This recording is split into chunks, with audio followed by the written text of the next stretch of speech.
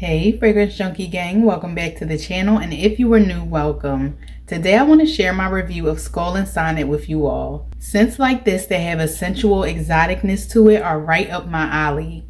Due to the masculine scent profile of this candle, I chose to enjoy this candle in a more intimate setting during the evenings. This review will be based off of a closed concept burn since I chose to enjoy this candle as a bedroom scent.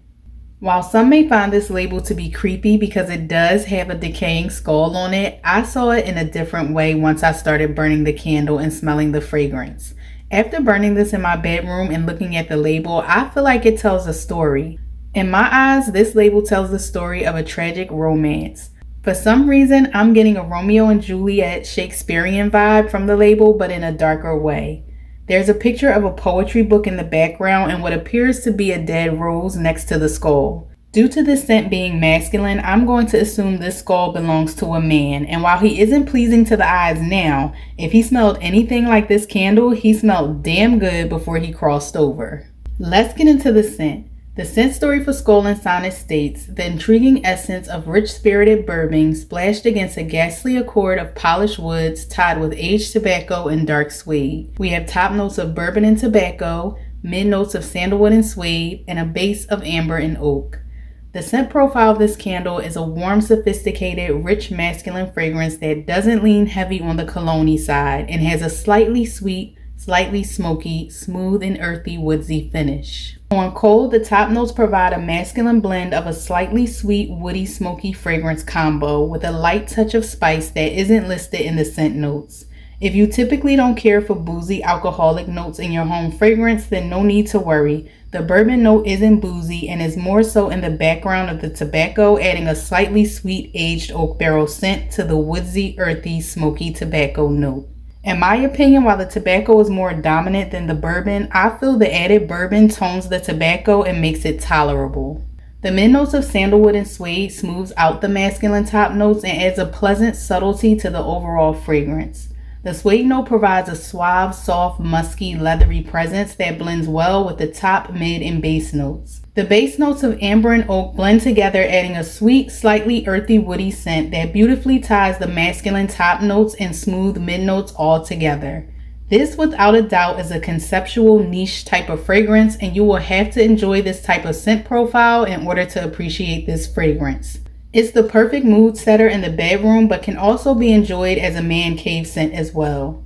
Once the candle was lit, I pretty much got the same cozy, sultry scent that I got on cold.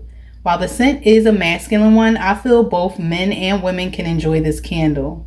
In comparison to Bath & Body Works Midnight Cocktails, they do share a masculine tobacco-leaning scent profile, but the two of them aren't exactly the same. To my nose, Midnight Cocktails has more of a heavy, leathery scent note versus a more velvety, subtle suede note, and it contains more sweetness that is paired with a light cedarwood and a soft, smoky spiciness.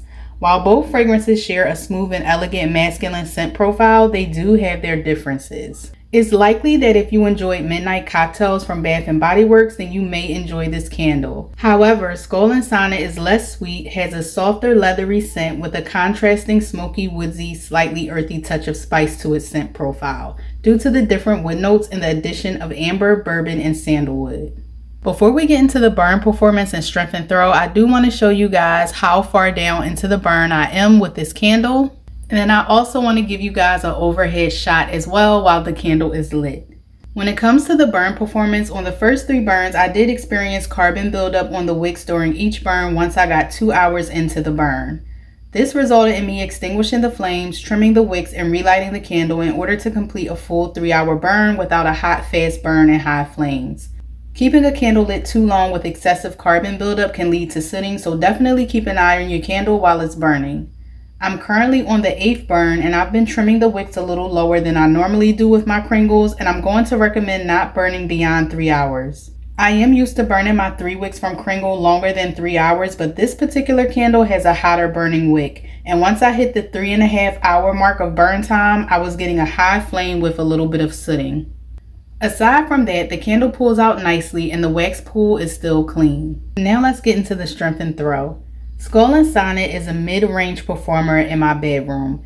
I rate the strength of the fragrance at a 6 out of 10 in a closed concept without the use of a hurricane. The fragrance is noticeable while I'm present in the room with the candle lit without becoming overpowering or headache inducing, which given the scent profile is good for me in an enclosed space. As far as the throw is a tad lower than the strength of the scent. The fragrance projects softly throughout my bedroom and is more on the low-medium side when it comes to filling my room, so I rate it a 5 out of 10. I'm good with the strength of the scent, but I do wish the projection was a little better, so I plan to place this candle into a hurricane in order to maximize the strength and throw and try to get it into more of the 6 to 7 range in a closed concept. I absolutely love this fragrance in my bedroom and the label doesn't bother me. I actually like it up against the black painted jar. In my opinion, Kringle did a great job blending the rich and exotic scent notes, creating this sultry masterpiece. As far as the wick performance, that doesn't bother me. I'm used to keeping an eye on my candles that I typically burn for 3 hours, so I'll just stay on top of trimming my wicks. When it comes to the strength and throw, it's not completely unscented and I can work with it with the use of a hurricane, so that's not an issue either. If this candle were to return again next year, I would repurchase it. If you happen to like this video, please give it a thumbs up, subscribe if you're new, and I'll catch you all in the next video.